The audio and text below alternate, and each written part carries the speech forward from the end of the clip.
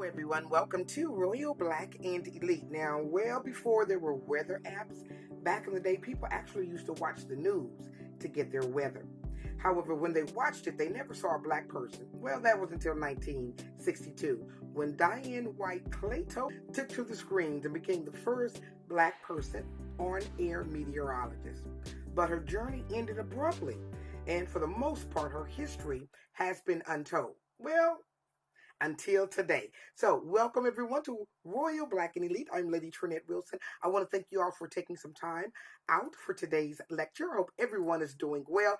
Now, if you watch KSD TV in St. Louis, Missouri, shout out Missouri, in 1962, you would have seen Diane.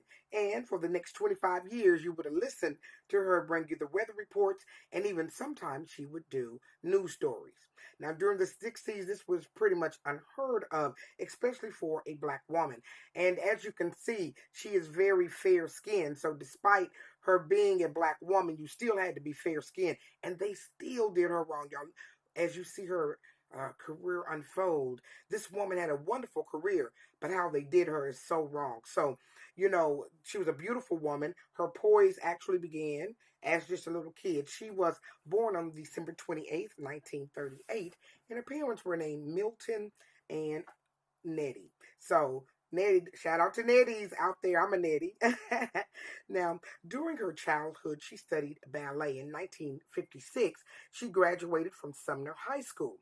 It was the oldest segregated black school at the time. Now, Diane's beauty, it really opened doors for her. So she became the first black model for Saks Fifth Avenue. So that is truly a feather in her cap. So you would think her beauty is a thing that really would propel her, but it was really her brains, because it was the same year that she graduated from the University of Missouri. So this was an intelligent woman. This was a woman who wanted to seek a career in broadcasting. So she also understood that that was something that was needed to open doors, but her voice, her intellect, how she came over to a crowd even without her being on stage, actually came through also, because she was also a radio host and she also did on-air things. So she did both. Now in 1960, she actually was an on-air host for a 90-minute live radio show. This aired in Memphis. Now, in 1962, her beauty, her voice, her audience, all of that led to this on-air opportunity and her becoming the first on-air meteorologist. Now, Diane was well respected in her career, and given her beauty, it's not surprised that she had a lot of suitors. She was married 3 times. Now, her final husband, Chip Clatto, she actually was married to him for 25 years, and they had a son together. And she was also with him when she passed away.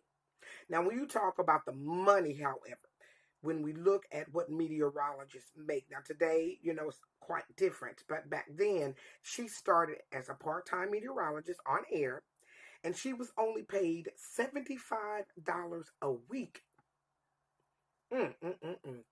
Now, they moved her to full-time because she was so good, and even though she faced a lot of backlash and racism, she really warmed up over the years to the crowd, and they really enjoyed her. So she was moved to full-time, and she was bumped up to $150 a week. Ultimately, she made $375 a week. Well, not ultimately, but right before ultimately, she made $375 a week, which would have been about $2,000 a week today. So her pay was steadily going up. But, you know, when she first started, she said that she made so little that she still had to continue to sell Avon to make ends meet. So that shows you how little that she was getting paid. Now, despite all of this, so she was an on-air personality. She was doing radio hosting. By then, she was making $40,000 a year in 1986. They fired Diane for no reason. In 1986, they fired Diane for no reason. They never gave her a reason why they let her go. Well, she sued him. She sued him for $6 million after the court case happened. However, she only received $110,000. What an insult to a woman who had spent 25 years building up their meteorologist department and really representing Black people in the media space. Well, despite this, she moved on with her career. But in 1988, she was charged with larceny because her bank accidentally put the wrong amount in her bank account. And so they charged her, and they put this woman who had spent 25 years on television doing the weather in a halfway house for 6 months. So despite the fact that she was a woman who had built up a career, who was well respected and well loved in many different arenas, this is the way they treated her. So she continued her career after being released from the halfway house. She hosted a 3-hour talk show on public radio, and she also hosted a 4-hour talk show on KSDK. And even she did some weekly television appearances on public interest radio and programs. So she spoke to people like Pearl Bailey and Lena Horne. So not too bad for a woman who had been in the halfway house, huh? So despite her trying to bring her career down, she did great work, and she will be remembered because you're listening to this video today. Make sure that you share it. So when you look at meteorologists, and as Black History Month comes, as Juneteenth is coming up, we have so many people who have done special things within Black spaces, media spaces that we never talk about. So I just wanted to take my hat off today to Diane White Clatto and give her roses. Miss White passed actually at 76 on May the 4th in 2015. She actually donated her body to the Washington University School of Medicine.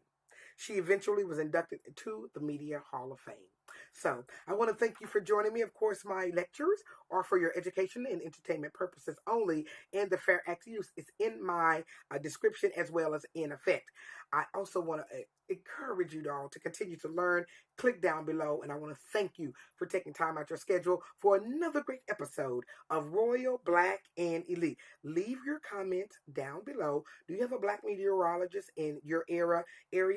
I think it really mattered during this day and era because people needed to see that we were intelligent and could be on that field, in that field. And I do think that there is space for independent meteorologists nowadays. Is there a Black meteorologist company? Would y'all put that down below so that we can hype them up and let people know about it? So you all continue to learn. Our hats off to Diane, and continue to learn by clicking down below. Thanks for joining me.